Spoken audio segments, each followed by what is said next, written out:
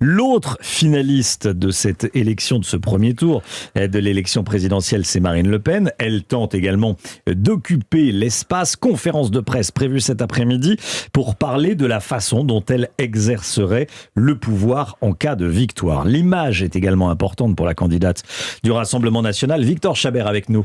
Bonjour Victor. Bonjour Romain, bonjour à tous. Une nouvelle affiche de campagne vient d'ailleurs d'être publiée.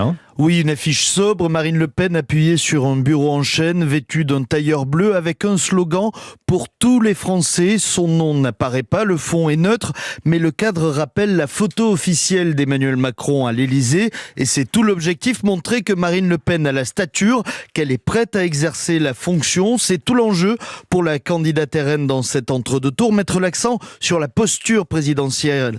D'ailleurs, elle donne cet après-midi une conférence de presse sur l'exercice du pouvoir à Vernon. Dans l'heure, Marine Le Pen va y détailler ses propositions comme le recours au référendum d'initiative populaire ou l'intégration de la proportionnelle pour les élections législatives.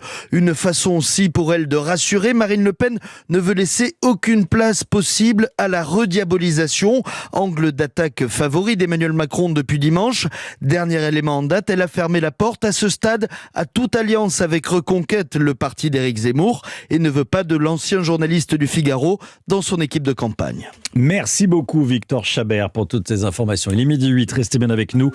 Dans un instant, les Russes se préparent à l'assaut dans le Donbass. On ira en Ukraine, à tout de suite.